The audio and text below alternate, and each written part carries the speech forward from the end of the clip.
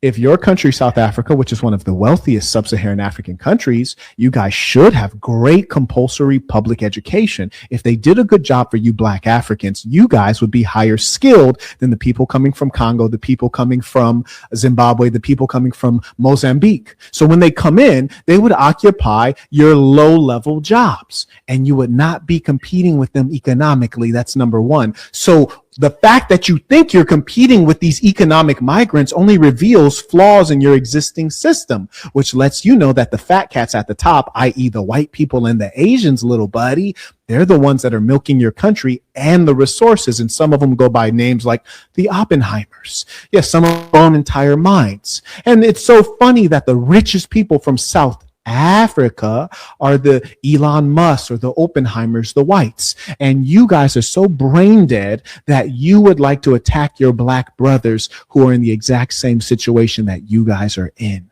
That's true stupidity. I yield the floor. By now, the High Commission of South Africa and Ghana must be answering to us. Why South Africans living in Ghana must live in this country? But should it be an eye for an eye? It has to be, because this is not the first time. You see, sometimes the lady that spoke, they don't know their history. If they know the contribution of Ghana to South Africa, she wouldn't speak the way she spoke.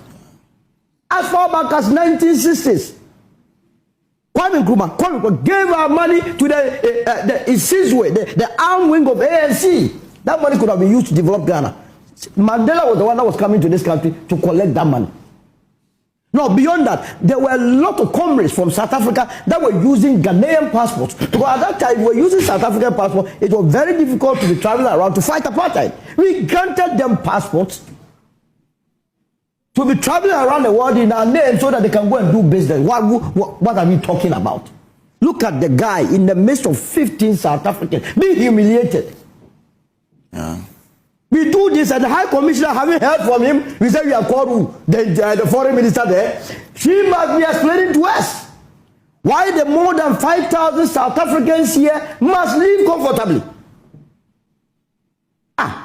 Look, this economical Ghana is held by South African businesses. They make so much money from this country.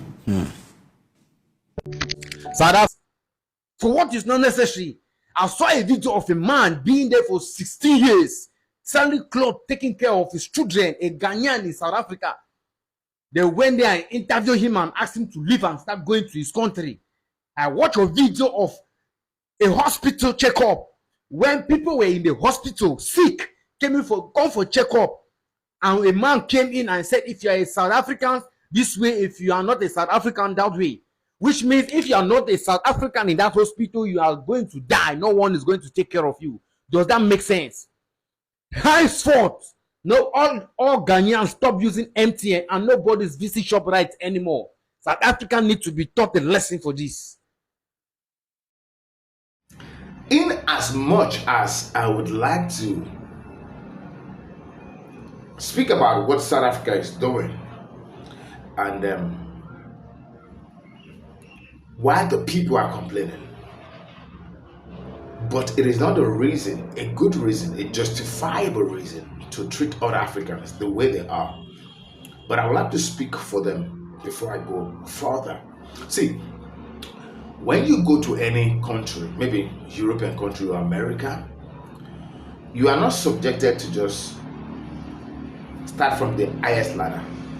You are subjected to start from the scratch. That's why if you notice, if you go to America, you start with the jobs like cleaner, lower cadre jobs like cleaning, jobs like driving, jobs like house care and all. That's what you start with, because you have to go through the system of education and experience to climb the ladder.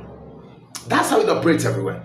But in South Africa, you see people come into the country, they take the best of the job, and South Africans are saying, oh, they took our job. And that is exactly what this guy was saying. That if you guys have the best of education and you guys are willing to go to school, be enlightened, be educated, the best of the job will literally come into the end of South Africans. But the question is, are they willing to go to school? Most of them, do they like to go to work? Because South Africans have issue. And these are the real questions that South African government should begin to tackle, take care of it. So that people that came from outside that are well educated won't take the job because they are more experienced, they are knowledgeable. It's just a nature of them because South Africans don't like to go to school. Anyway, guys, welcome to my channel. Thank you guys for tuning in. I'll be expounding on what is happening in South Africa vis-a-vis African countries and the effect of what they are doing. So guys, don't go nowhere. Credible also original creator of every content and stitches. I'll be right back. The office of the Ghana High Commissioner in Pretoria, South Africa, has finally reacted after a video of a Ghanaian being confronted by a group of South Africans went viral. Take a look. We are fixing this continent. This thing of you guys moving from one country to the other, it's no longer working. We don't want this as African people anymore. We are tired of seeing African migrants moving all over the world, refusing to fix your own countries. Now we're making it very clear to you guys, Utitina, we don't want you here. We want you to fix your countries. Now you came here with a traveling document, you came with a passport. You know that you are a visitor, but now you decided to come and integrate in our communities. You know very well that what you have done is wrong. How many children do you have here? We can come to Ghana and do what you're doing. AP passport. Eh? Now you are carrying a bucket. It's 11 a.m. You were supposed to be fighting the government of Ghana there to ensure that they're getting things right. No, there's no fight in Ghana. You must fight what they did. Now, the Ghanaian in question, his name is Emmanuel Asamoah. Now, when the video went viral, Ghanaians reached out to their High Commissioner in Pretoria, South Africa, to be proactive. They say you have to do something about it. Now, we worry for our brothers and sisters who are in South Africa because we've seen a lot of videos, we've seen xenophobic attacks, and we believe that they are not safe. And that is the reason why that is your job, to maintain balance, isn't it? Security, balance, and everything. So you are just like their father there, so you have to do something about it. Now, meanwhile, Ghana Foreign Affairs Minister, the one back home, he too did not he did not just sit and folded his arms. No, he did not sit and fold his arms. What did he do? So he acted swiftly by summoning South Africa's acting commissioner to Accra. And take a look at the pictures. They had a diplomatic meeting. It was very urgent. Like I said, the videos are quite scary. They are scattered all over the internet. And you see South Africans moving from one shop to the other. They're closing the shops. And so the Ghana High Commissioner has even asked Ghanaians to close their shops because, like I said, it's very tense at the moment. South Africans mean business, right? So the Ghana High Commissioner or the Foreign Affairs Minister had to summon the South African High Commissioner who is based in Accra for a brief meeting where they were talking and definitely leveling all their complaints and their problems. Now, it did not just end there. Now, the Foreign Affairs Minister equally did something. I think he's been making a lot of media rounds. He's been talking. People, this is a time for him to defend his salary, isn't it? He gave for talk. So he's been going from one major TV station in Ghana to the next, right? He's been talking about it. And then there's equally a news that says that as of now, the Ghana's Foreign Affairs Minister says that Ghana must evacuate. So Ghana is moving towards evacuating their citizens from South Africa. That is how serious it is. You take a look at the image. We're even going to serve you a couple of interviews from the Ghana Foreign Affairs Minister. Meanwhile, this is what he said in regards to the xenophobic attacks that Ghanaians are currently facing in South Africa. We continue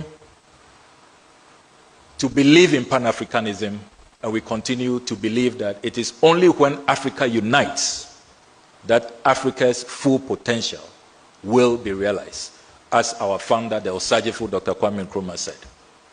So it is really regrettable that at this time, when we've won such a huge victory at the United Nations, the Global South has come together, all Africans, people of African descent have come together, 123 countries sending a clear message against the transatlantic enslavement of our forebears, that in this modern era we will see such hatred, such xenophobia against each other, against Africans.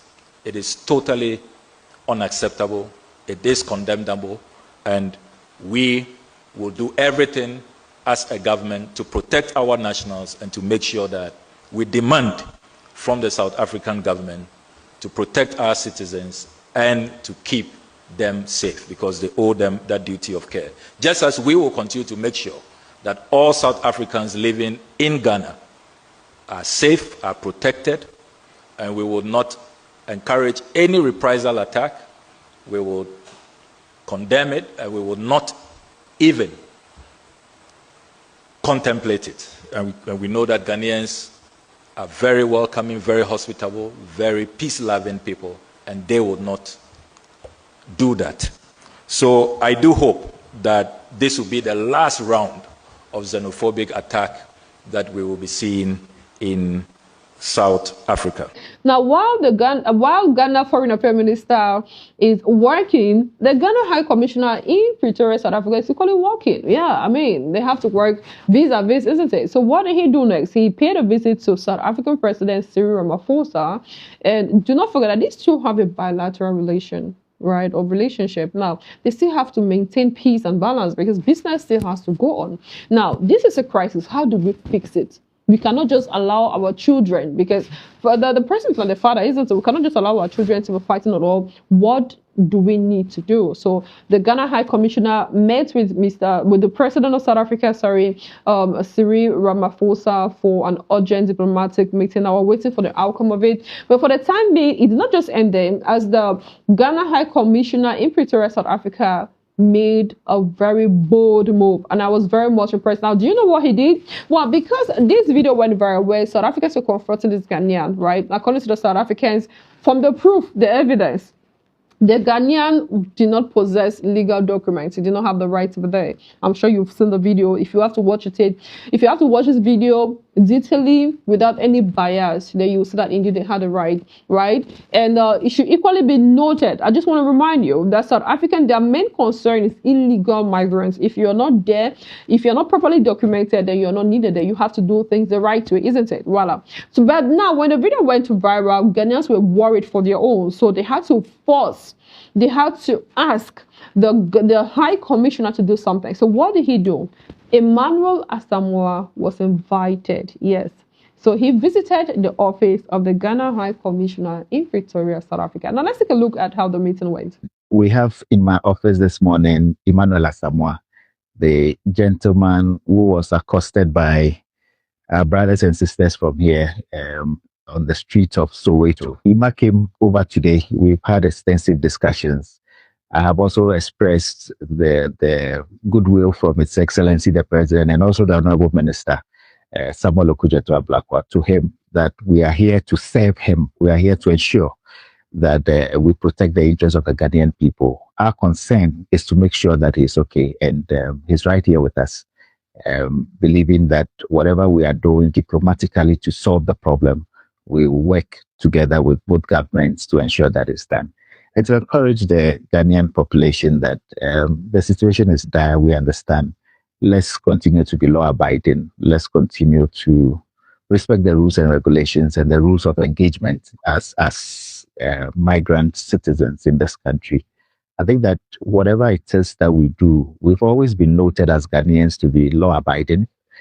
We've always been noted as being people who don't foment trouble. So let's not go that route yet. Let's continue to engage with them. And I'm sure that it's just a matter of time. Everything will be all right. And whatever the Minister, Honorable Okudzeto-Ablakwa, together with the good Minister of Department of International Relations, the Honorable Lamola, are doing, we'll be able to resolve the issue and then we move on. So thank you to all Ghanaians, wherever you find yourself. As your servant leader, I ask you to be law-abiding. I ask you to be patient. We've asked some of you, for example, in Mtata, not to open your shops today. We will be sending that advisory to most of the other provinces where we pick up any information. Our belief is that let's work together to ensure that we don't have casualties. Let's work together to ensure that whatever it is that we do will continue to foster that bilateral relationship that we have between South Africa and Ghana. Thank you.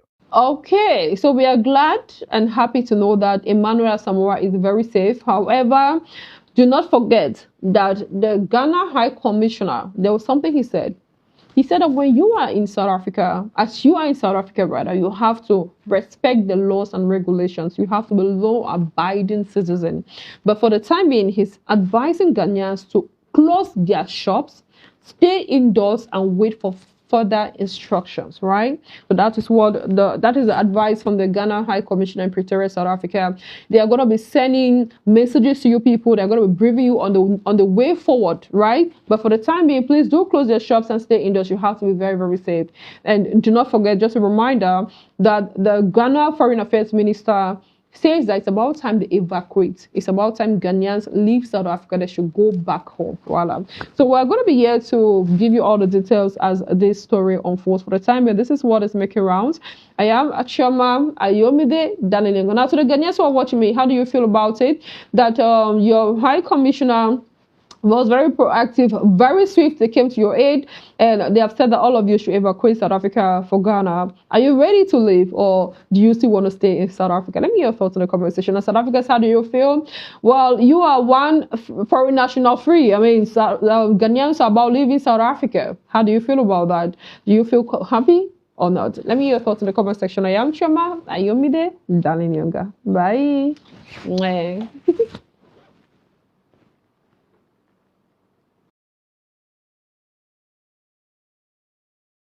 The Somalians, they are doing incredible things here in South Africa. So why the Somalians today, they are the number one to have a business everywhere. A Somalian guy can come here in South Africa. He doesn't have a job.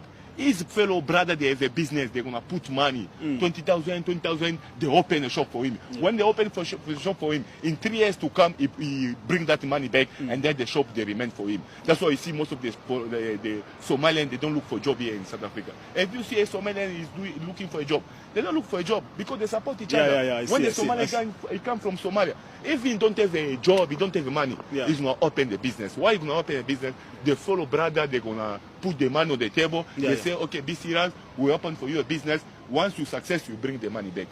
South Africans are complaining that Nigerians, Congolese, Ethiopians, and other African countries are taking their jobs.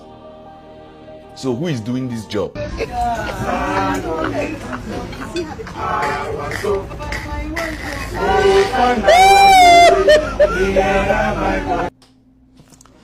Nigerians are not taking your jobs.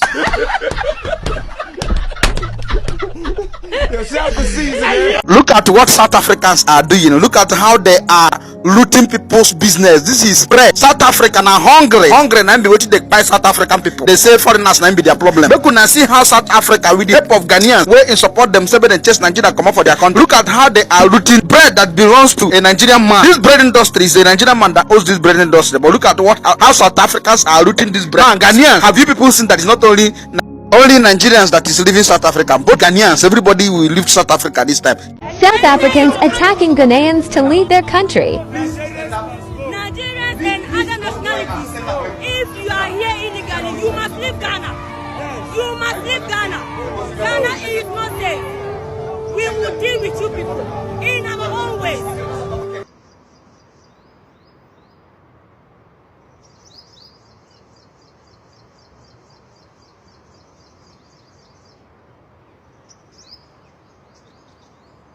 If you know yourself that you are not South African, please stand up. Please stand up. Please don't try and stand up right now. Stand up. Sister, are you South African? Are you South African? Because we are going to check everybody. Check them. Please, if you are not South African, come with me. Come. Come with me. Come. But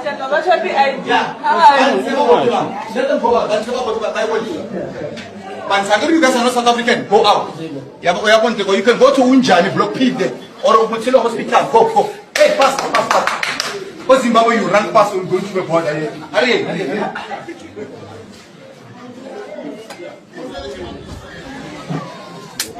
may not have South African.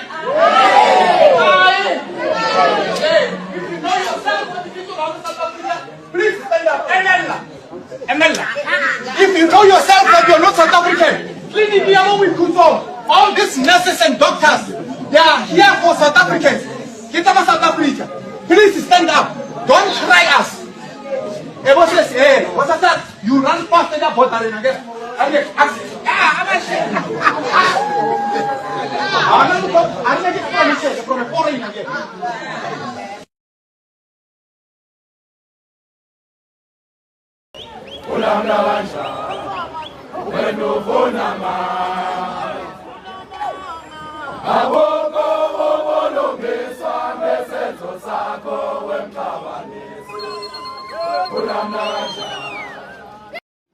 See, what is happening today in South Africa is part of this systemic problem that has become rotten for many years, and this has allowed a lot of South Africans to be impoverished. Not Africans coming into your country, not African immigrants. So that is the clarity that South Africans need to understand. South Africans need to know that the real problem is not that Africans that are coming into your country are the problem. No, the problem is a systemic problem that has been left unaddressed, unattended to. And this is what South Africans need to know. You attacking Africans, Zimbabwe, Congo, Somalis, Nigeria, Ghana, you're attacking everybody. And these are the people that helped to win. You were nothing. South Africa was the least, like the youngest, one of the youngest countries in Africa. That literally every country in Africa helped them during the time of apartheid. And it saddens everyone's heart. South Africa can't be doing this. See, the problem that South Africa refused to address is the problem that has been lingering for too long. They say African immigrant comes to take their job. But the real question is, who are the people that is taking their job? Who are the people that is creating the job? Who are the people that has the bulk of the wealth in South Africa? These are the questions. The mining, the gold mine, the natural resources they have, who owns it? These are the questions. They are not owned by African immigrants. They are not owned by Nigerians, Ghanaians, Somalis, or Congo, or Zimbabweans. They are not owned by any of those people. They are owned by white people. So this is the real question they should ask. And once they get the answer, they should start finding a solution to how it will be solved. Stop attacking Africans. See, you attack Africans and you say Africans are this and that. The truth of the matter is, even those companies that people are talking about that is owned by South Africans, they are owned by white South Africans. That's the fact. See, maybe that goes to show why South Africans don't really care about what is going to happen to those companies that are owned, that are in African countries, because they knew quite all right that it's not owned by black South Africans. You see, this is another dimension, and that is why they don't really care. South Africans, black South Africans don't really care, and they won't blame them because they've gone through a lot. I mean, imagine you're in your country, 70% of the land are owned by foreigners, and they claim that they are the real owners of the land. How would you have felt if you were the one? See, this is what South Africans are going through. I'm not supporting them. I'm not saying what they are doing is good. I'm saying that what they are doing is bad. Outrightly, I'm saying it is bad. That's not how to go about it. You practically fought with everybody. You're fighting everybody now. That's not your problem. You see, reprisal attack is going to happen if South Africans don't stop this. And this is not the first time. This is not the second time. But this is like the worst time that they are practically attacking everybody. It used to be Nigeria alone. Now Ghana has been affected. And guess what? Ghana also did this to Nigeria some time ago. Nigeria must leave and all that. Now Ghana is facing this from South Africa. Oh, Nigeria is also facing it from everybody anyway. But I look at that, I look around, I'm like, is this the Africa that we want to create? Is this the Africa, the continent that we want to create, where each African country attack themselves? This is un-African. This is un-African. This is the agenda of the colonial masters. They taught you how to hate yourself so that you will never be divided. You will never be united. But when you are divided, then they can penetrate. There's another agenda that is about to happen. Hear me clearly. There is another agenda that is about to happen, and Africans need to play smart. They need to know that their continent is about to be recolonized again, and that is why all of these shenanigans are happening. It is time to be united, to speak with one voice. That is the way out. That is the solution to Africa as a continent. And guess what? You guys are not They're just one country, one continent, but different ethnicity. That is the Africa that was known before they came and divided guys with lines and borders. They put those borders there in Africa. They put those borders there. They do not have borders and line in Europe. You see, Africans and Africa need to be smart, need to be deliberate. What is happening now is called divide and rule. It is not the first time it's happening. It has been happening. This is not a new thing, but it's going to be a new thing when Africans are gullible to not know that this is a systemic approach to making you as a continent more weak and more gullible and more stupid. Africa needs to unite. You need to stand together. You need to fight your common enemy. The common enemy is within. Fight the common enemy peacefully, with protest, with means that are legitimate, legal, and constitutional means, not with violence. I do not support violence. I'm against violence. I'm against anything that is not peaceful. I'm a peaceful person, but look with it. Unite and fight out the enemy peacefully, constitutionally. Anyway, guys, thank you for watching. I have just done this to educate people, enlighten people. We don't support violence, but we are saying that everybody should know their right and go about it in a very peaceful way. That is the way to go. Africa, unite. Africa, Africa, unite. Africa, unite. Stop fighting yourself. Subscribe, like, and share if you love this good content. Bye for now.